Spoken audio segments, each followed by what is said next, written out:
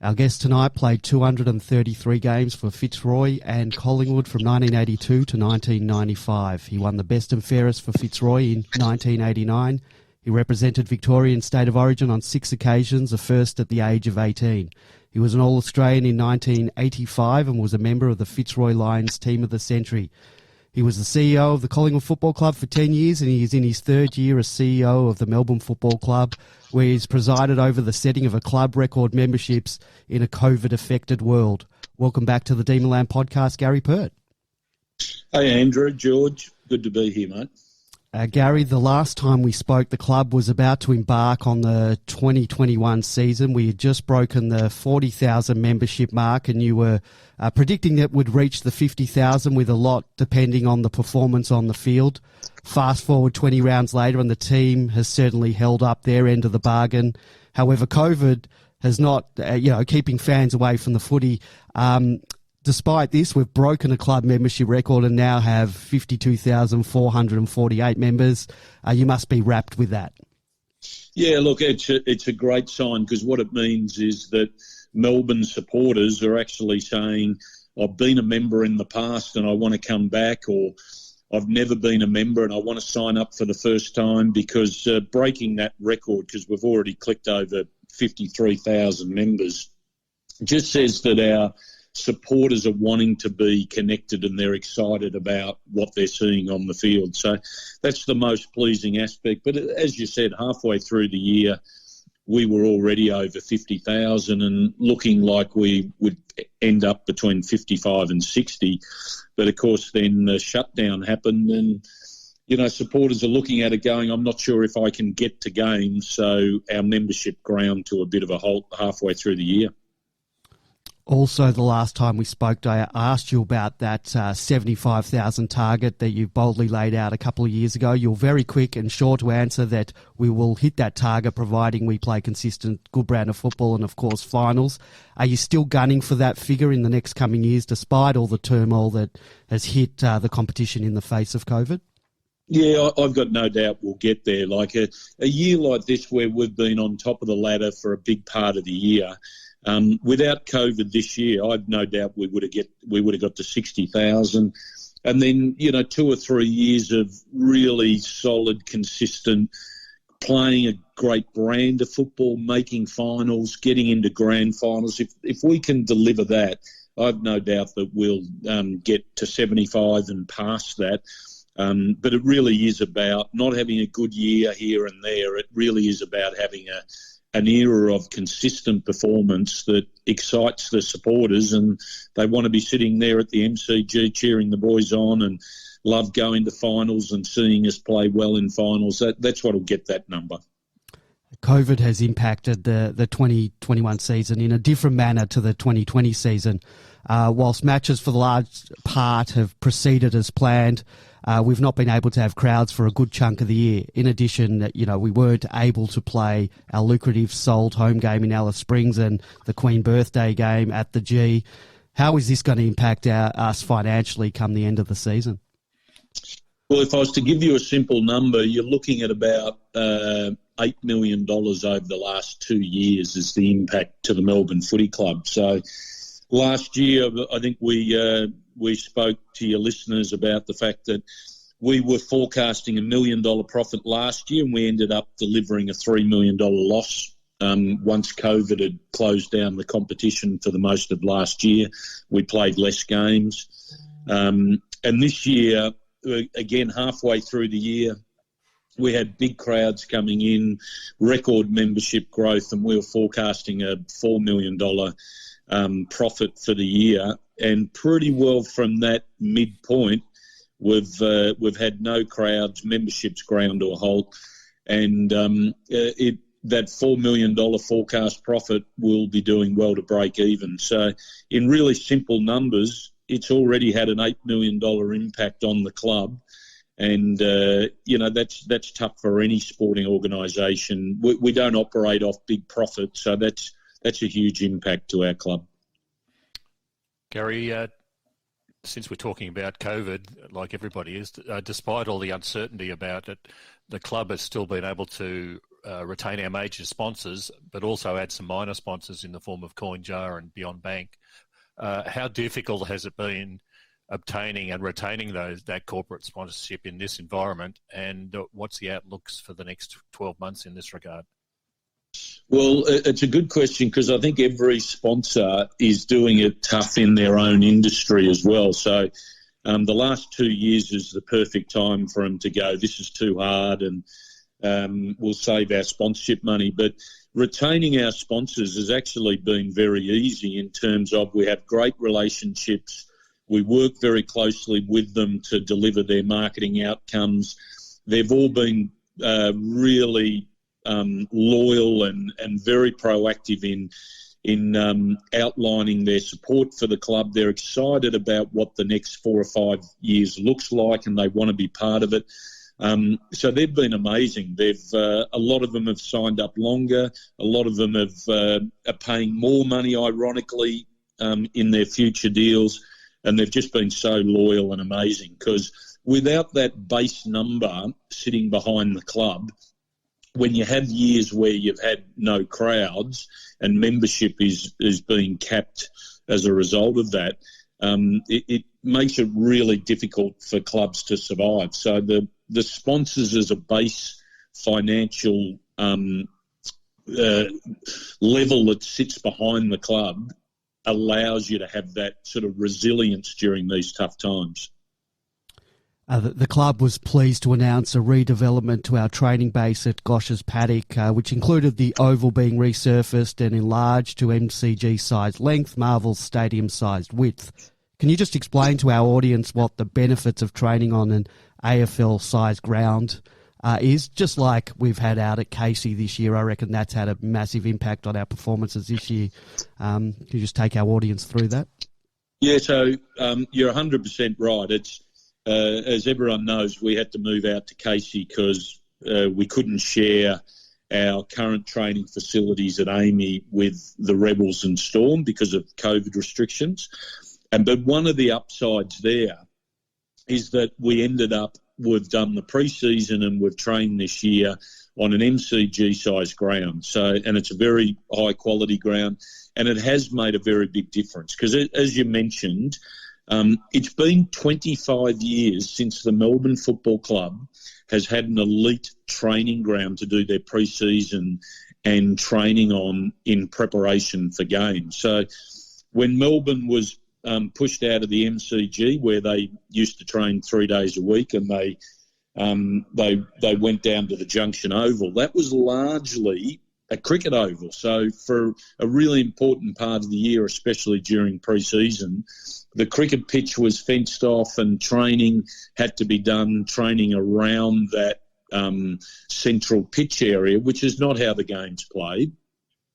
And that was like that for 15 years. And since we've moved to 𝗠𝗲𝗱𝗶𝗶 for the last 10 years, I describe that ground as a really good junior football ground. It's 20% less size and space than the MCG. So the concept of training on a ground that's 20% less, which affects then your goal kicking, your kick-in drills, your full ground strategy plays that we train all pre-season and do at training, and then we go out on the MCG and it's a completely different dimension. So that's been really my main focus straight away since I've been in the role, to get that fixed up, because you can't feel like you're having a professional preparation for a game playing at the MCG, and we do play some games at Marvel, and you're training on a ground that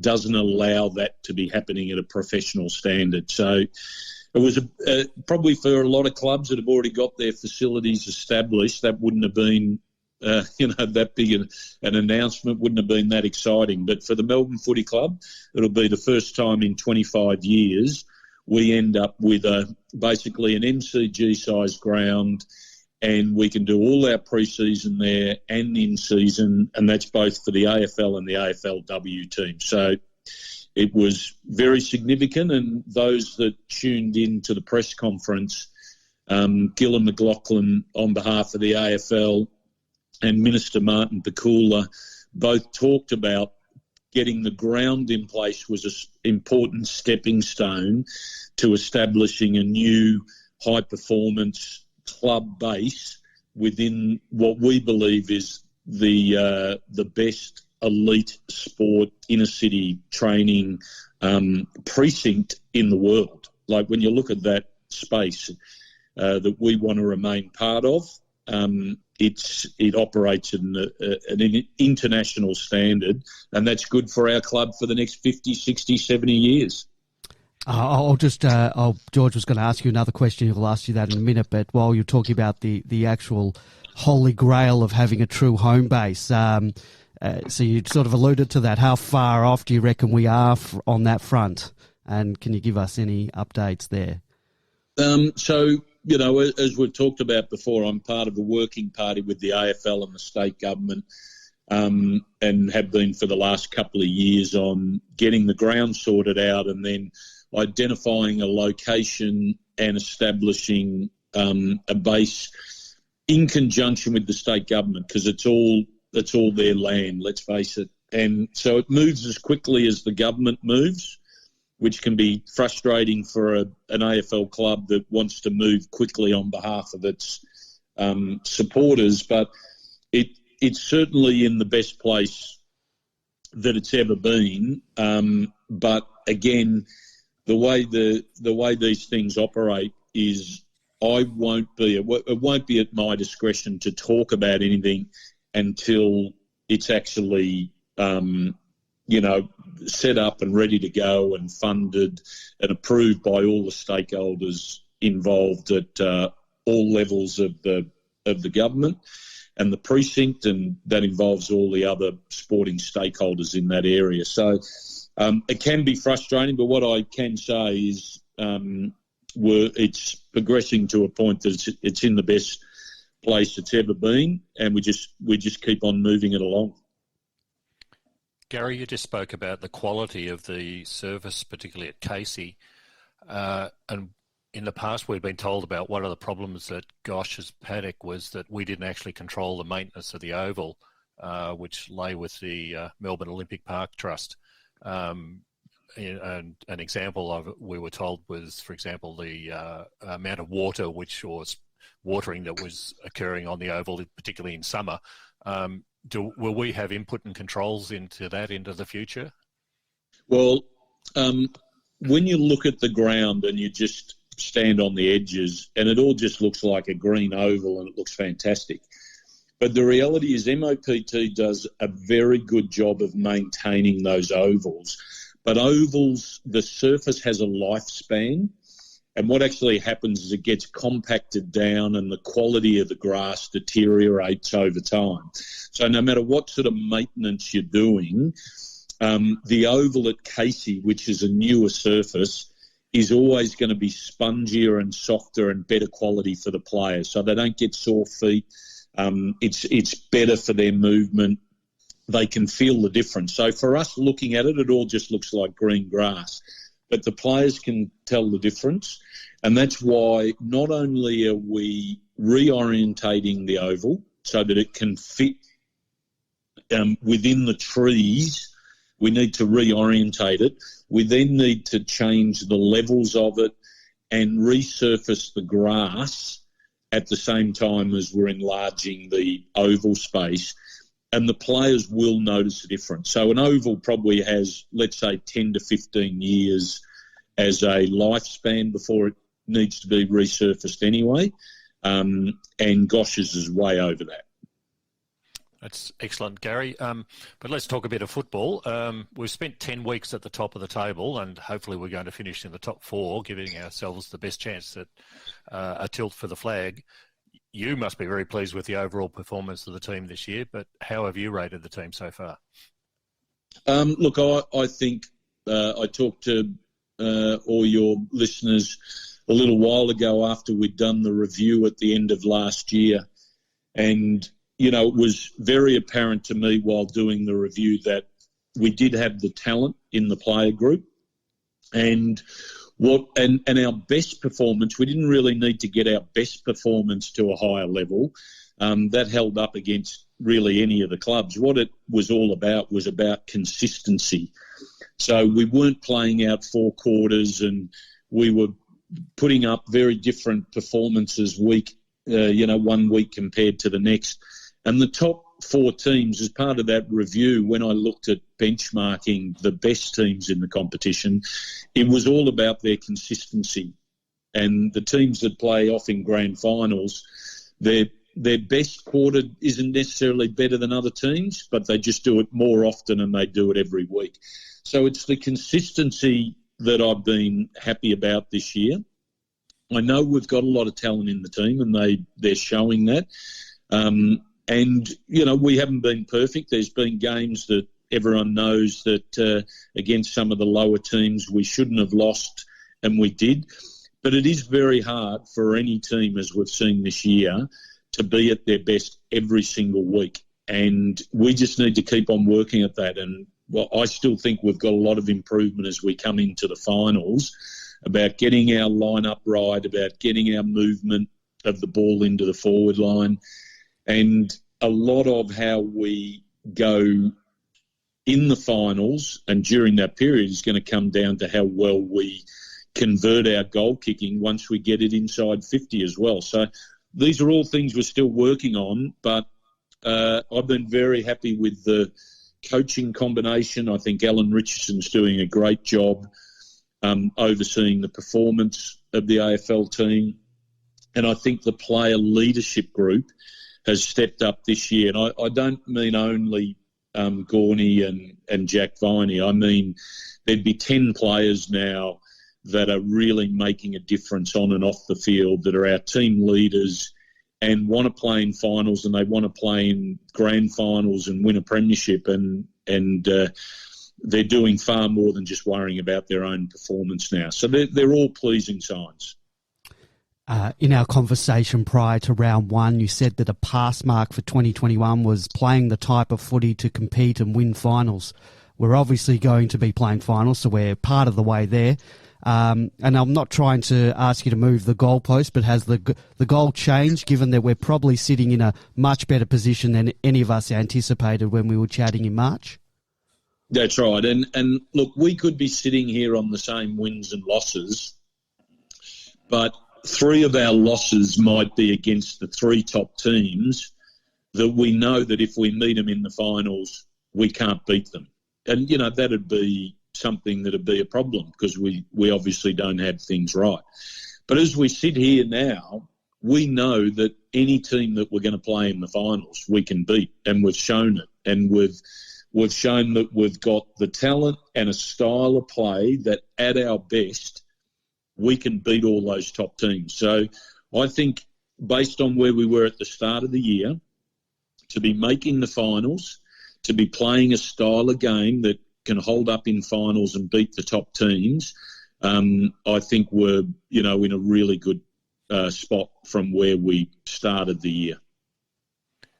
Gary, importantly, we were able to lock in a few of our stars on long-term contracts this year, namely Petrarca, Gawn, Lever, Salem and Oliver. How important is that for the club, particularly in terms of placating the members, but also showing potential suitors that we're a club that players want to play for? Yeah, and that's a really good question, because what we know is when some of those big-name players lock into long-term contracts, then you have the other players saying, all right, if we're going to have all those stars in the team, this is exciting, I want to be part of that. So then they sign up as well. And I think we're probably in the best shape of any club in the competition in terms of signing up our stars and having them locked away. You don't want to have, like we've seen at other clubs, you're doing well, you're sitting near the top of the ladder, but there's talk about 2 or 3 of your best players may or may not be there the next year.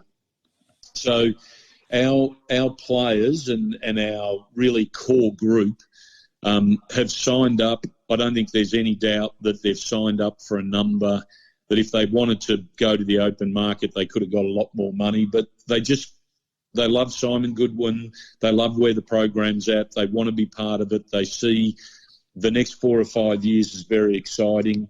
And one of the other parts of the question was about players wanting to come to the Melbourne Footy Club. And I can tell you now, we're in conversations with managers on behalf of players, and it really is something where they're looking at the Melbourne Footy Club and they're going, you know what, if I've got 2 or 3 years left to play, or if I want to build a future, that's a club I want to be part of. And we're having very different conversations with those managers and players to what we might have had in the past. And that's exciting in itself. So it's that list management can really make or break a club, and we're in very, very good shape. Gary, there's a vacancy in the Collingwood coaching job, potentially one at Carlton and perhaps at the Gold Coast too. Is there any worries about losing one or more of our fantastic assistants in 𝗟𝗶𝘀𝘁𝗏 and Mark Williams? Obviously, the club isn't going to block a potential promotion, but are there or were there concerns that one of them could have been poached mid or even post-season? And do we have plans for that scenario should it occur? Yeah, well, nothing will happen during the season. Those guys are contracted for the end of this season, and in some cases beyond. Like you said, you're not going to block one of those guys from getting a senior coaching role. But look, we need to look at it and go, we need to build a program in the same way as you build a playing list that doesn't rely just on one person. And, I'm really happy with every single person within our footy program. That's not only in the coaches, that's in the high performance space and medical and performance psychology. I think it's a great combination. And they're very good operators. 𝗟𝗏𝘀𝘁𝗏 and 𝗟𝗏𝗀𝘀𝗁 really both, it's their first year and they've both made a big difference. But they've made a big difference as in part of the combination of all the leaders that are there. And, if anyone was to leave, we would understand that and we would find a replacement that keeps the momentum going. So it's not something that I'm worried about at this point. This week was certainly a strange, unprecedented situation where we boarded our flight to the Gold Coast only to find out mid-flight that the game was effectively postponed and would be turning around upon landing and coming home. Can you talk us through the behind the scenes of what happened there and how it ultimately may have affected the team and their performance, even despite the fact that we won by 98 points? What was the background, your conversations with the AFL and sort of getting us home and preparing for when we may play or not?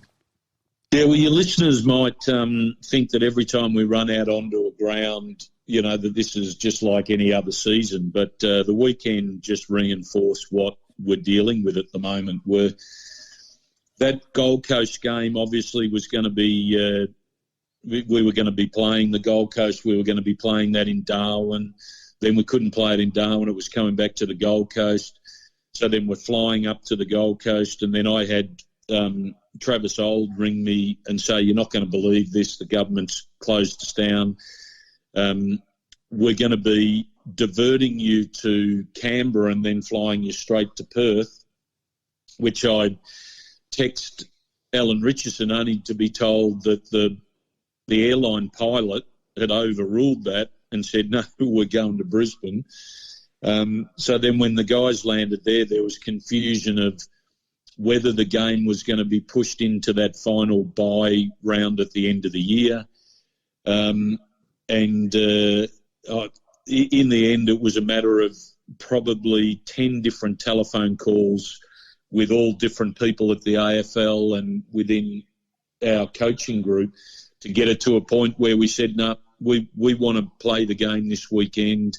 We want to come back to Melbourne. We're set, ready to go.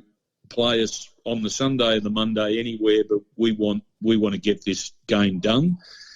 And the players were back on the flight and all the way back home again and rolled up for the game. Now, if ever you want an excuse not to be switched on and have a slow start, that was the perfect time, but they were the opposite. I just thought the way the players and the player leadership group and Simon Goodwin and his coaches got the boys all set. So from the first bounce, they were on as much as I've seen for the whole year. So It was a crazy weekend, and I would suggest it's going to be like that for the rest of the year too. Gary, in light of all that, and we know you don't have a crystal ball, but what does your gut tell you in terms of what the rest of the season will look like in terms of crowds? If the cases are under control here, and what are the AFL plans if things really go belly up? Is there a plan, and are the clubs in a loop to a certain degree, or are the decisions being made on the fly? So the club CEOs and the AFL chat on a regular basis, and we do have alternative plans if different things happen, whether it's moving games from state to state, whether it's that using that bye round if you have to, and that's why they're trying to keep it up their sleeve. But I think what we're more likely to have is if things stay solid and we don't have another outbreak in Victoria, I think what you're going to end up with is something more along the lines of they'll gradually start to get crowds back. I think there'll be sort of terms and conditions on that to keep it as safe as possible. You might start with 25% crowds and a graduated entrance to the games. So everyone's not channeling in at the same time.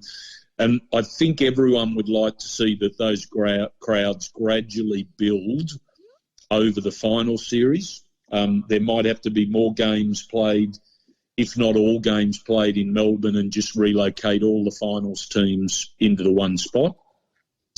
And then I think, ideally from an AFL point of view, they'd love to see the grand final then just pick up to a new level. I mean, that is the ultimate game day experience that's going to determine, in a lot of ways, what's the icing on the cake for the year. If we can get through the year and end up with a grand final with really strong crowds and a really great momentum behind it, it sort of allows us to finish the season on a high. I'm quite happy with all finals being played in Melbourne. You got my tick of approval there. One final one for you, Gary. The round 22 clash against Adelaide, it was speculated by Eddie McGuire on Footy Classified to potentially being played in the NT, thereby allowing, I guess, us to recoup some of our losses this year, making good on the deal with the Territory. I believe the club stated that the game will proceed in Melbourne, and granted, COVID has made travelling to the NT difficult. Was there any plans at some point to try and get that game later in the year after it was originally cancelled? Look, I think different people in the media and different people might throw up these options. They all make sense, like maybe we could move that game here. I was hearing from people that the game might be in Darwin because, Adelaide would prefer to play there. Well, it's our home game, so I don't know where a lot of the conversation come from. I certainly wasn't part of it and wouldn't be open to it. As we come into the finals, another game at the MCG against a team, we need to win ideally every game and build momentum coming into the finals, and I certainly won't be moving the team up to Darwin and throwing them on another plane, a big long flight, and playing in the heat up there as we come into the finals. This is all about us being at our best into the final series, so it's not even a conversation I've engaged in. Think you for that. Gary, we really appreciate your time chatting with us on the podcast. I think you're doing a fantastic job. Clubs had a fantastic season. Supporters are loving it. And, thank you for your time. Great. Thanks, guys. And thanks for your support and all the support of your listeners as well. Thank you very much. Appreciate it. Thanks, guys.